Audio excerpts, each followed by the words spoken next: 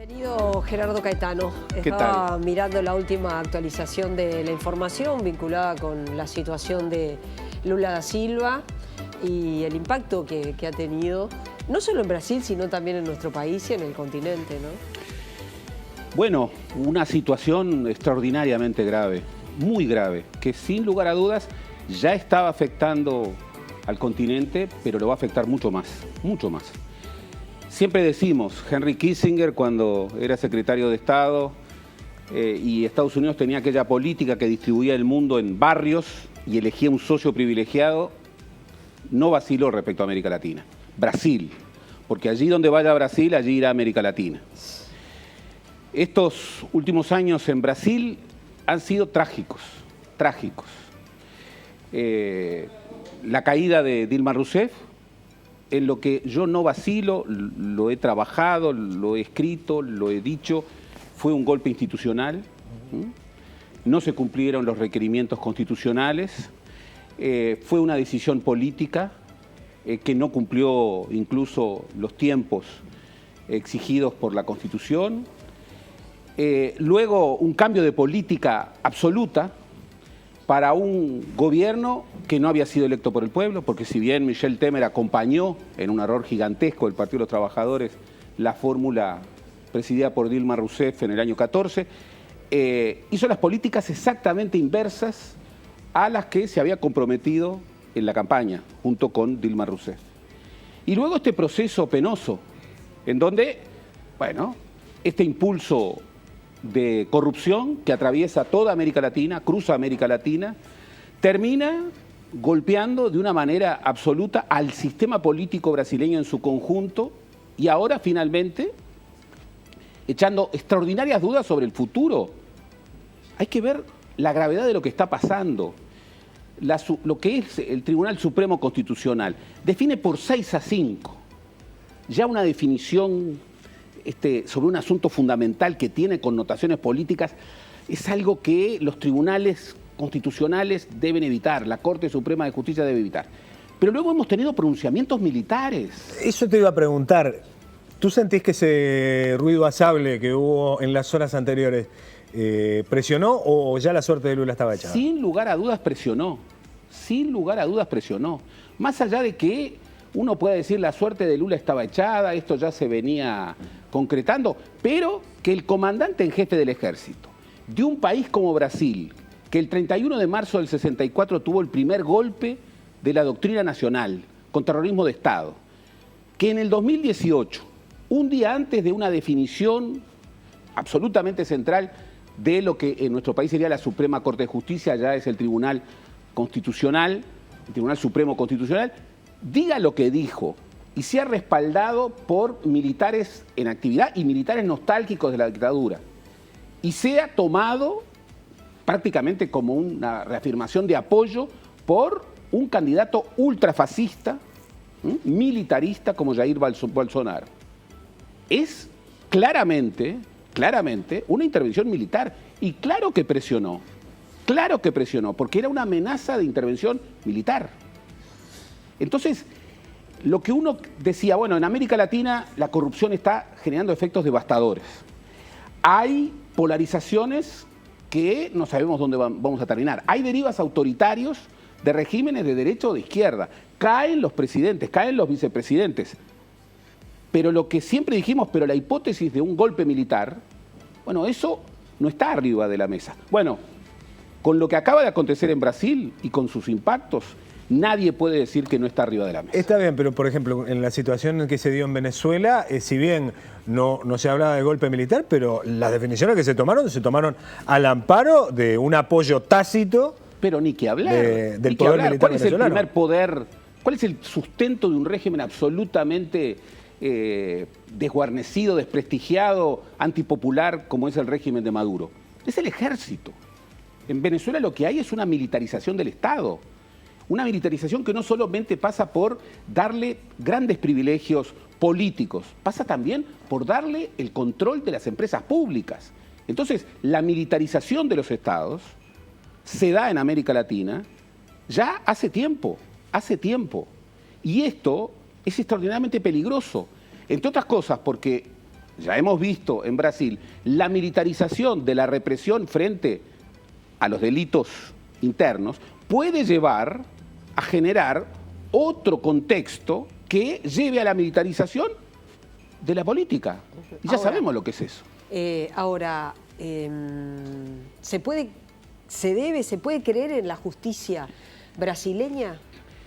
Y gran pregunta, gran pregunta. Se habla hoy de los poderes fácticos extraconstitucionales. El poder económico está actuando desde hace mucho tiempo. Uno ve el Parlamento brasileño desde hace mucho tiempo, 23 partidos con representación parlamentaria. Pero uno después, cuando articula el análisis y ve las bancadas, bueno, bancada evangelista, integrada por muchos partidos, bancada agropecuaria, integrada por representantes de muchos partidos, poderes fácticos económicos que presionan y que definen. Poderes mediáticos, no cabe duda, yo he estado en Brasil hace muy poco.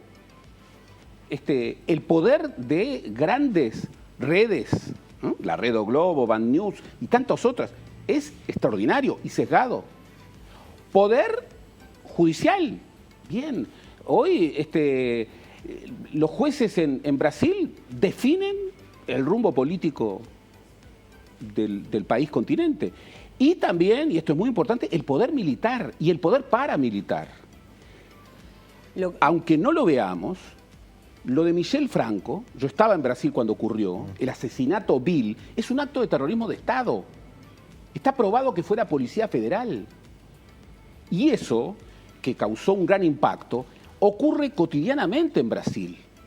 La principal hipótesis es que en estas giras de campaña, Lula podía ser asesinado.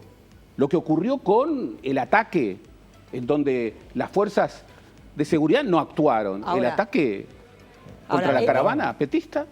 Ahora, el PT y Lula crearon una maquinaria para perpetuarse en el poder. Y lamentablemente. ¿Y esa maquinaria es una maquinaria corrupta? Todos los partidos brasileños, incluido el Partido de los Trabajadores, con muy honrosas excepciones, ha habido escisiones dentro del PT por temas como este, ingresaron en la lógica de la corrupción. La corrupción no es de derecha ni es de izquierda, pero tiene impactos diferentes en la derecha y en la izquierda. Cuando en forma directa o indirecta, por poco monto o por mucho monto, partidos de izquierda participan en la corrupción, sus efectos son devastadores para la izquierda. Ahora, no quiero justificar la corrupción de ninguna manera, pero Gerardo, ¿eso no estaría siendo prueba de que un país de las dimensiones de Brasil y de las especificidades de ese país continente hacen que sea prácticamente imposible gobernarlo sin tener que transar en algún momento? Por supuesto que hay que negociar en política. Ahora, una cosa es negociar y otra cosa es el mesalao.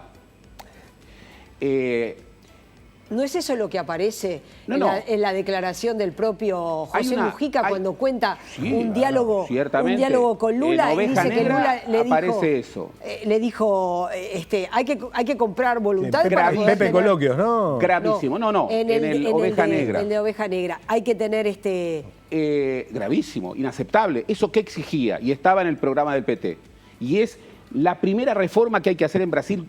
Gane quien gane.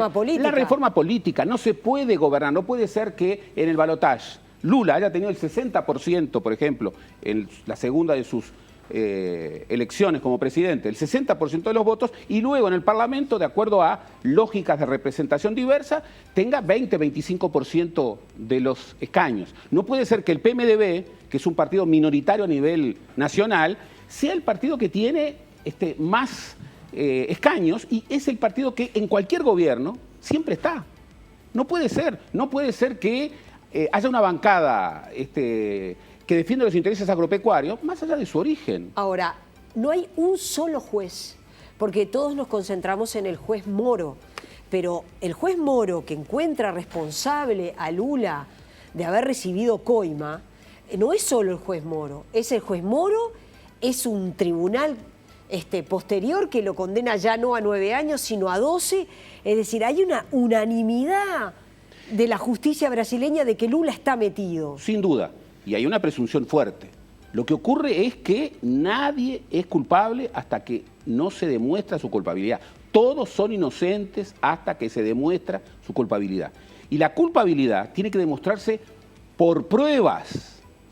Las pruebas efectivas, implacables, incontrovertibles, no se han mostrado. Y entonces, si uno lee el fallo del juez Moro, si uno lee la confirmación de ese fallo en el tribunal de Porto Alegre, si uno lee las declaraciones de ayer para fundar el voto 6 contra 5 de los integrantes del Tribunal Supremo Constitucional, bueno, pruebas efectivas no aparecen, aparece convicción.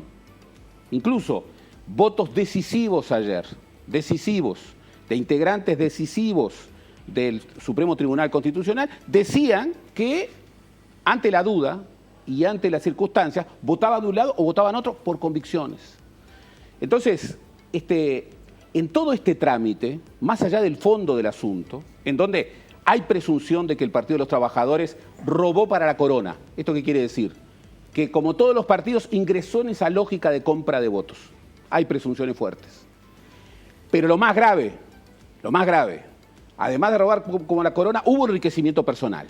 Gravísimo, gravísimo. Y hay militantes del Partido de los Trabajadores presos con enriquecimiento ilícito personal probado. Por ejemplo, el expresidente del PT, Dirceu. Ahora, en el caso del expresidente Lula, las pruebas no han aparecido. Y el trámite jurídico, que es tan importante como el fondo, la forma a nivel de una justicia independiente es tan importante como el fondo, ha sido extraordinariamente acelerado. Y en el mismo momento en que eso ocurre, cuando hay presunciones y pruebas muy marcadas de que, por ejemplo, el actual presidente Temer ha estado directamente involucrado con temas de corrupción, una definición política del Congreso en donde la compra de votos sin duda que funcionó, lo liberan de toda responsabilidad, por lo menos hasta ahora.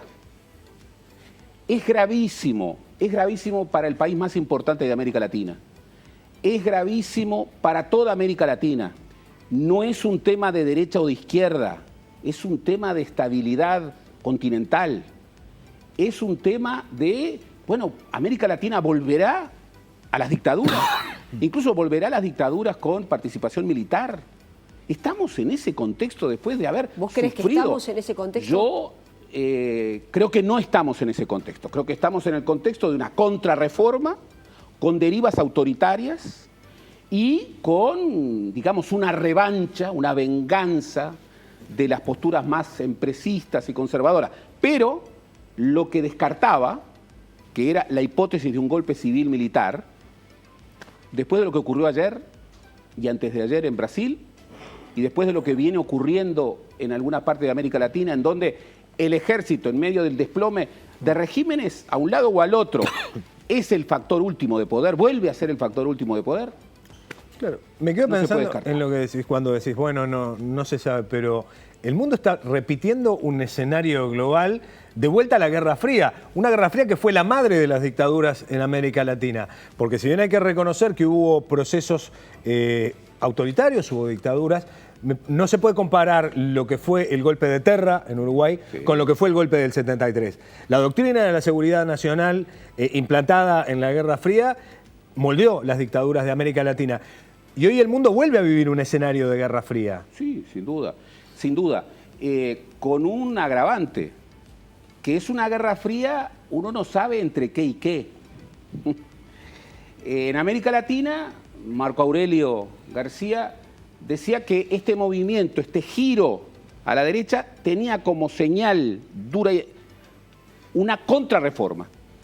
Las reformas de lo que los analistas han llamado la década social, reformas muchas de las cuales quedaron a mitad de camino, bueno, ahora enfrentan un movimiento de contrarreforma, reforma laboral, reforma previsional, congelamiento y retracción de la presencia del Estado, militarización de la seguridad. Bueno, es todo un programa muy marcado. Pero también en gobiernos de izquierda. Sin duda.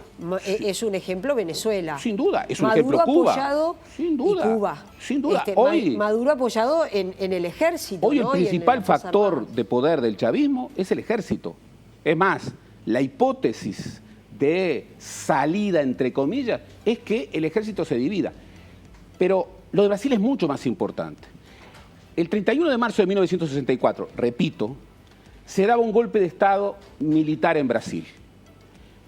En la historia de América Latina, un golpe de Estado militar no era una gran novedad, pero ese sí era una enorme novedad. ¿Por qué? Porque estaba inspirado en una política norteamericana de horizonte continental y además estaba inspirado en una doctrina de la seguridad nacional y en la lógica del terrorismo de Estado, que no es un exceso represivo, es un proyecto político ideológico. Hoy uno lo que ve en América Latina y lo que está viendo en Brasil, con asesinatos políticos, con dudas fuertes sobre el impacto de poderes fácticos en la vida política, con la militarización de la seguridad en un país extraordinariamente inseguro, con la fragmentación gigantesca del sistema político, con la corrupción a derecha e izquierda, es que se está configurando una lógica que puede devenir en experiencias de terrorismo de Estado. Así fue el asesinato de Mariel Franco y otros asesinatos que están ocurriendo cotidianamente. Y repito, cuando ocurren esas cosas, derecha, izquierda, no, democracia, democracia, democracia. Es un proyecto ideológico antidemocrático. Entonces, hay que centrar muy bien el foco y la mirada. La preocupación por los acontecimientos de Brasil es enorme.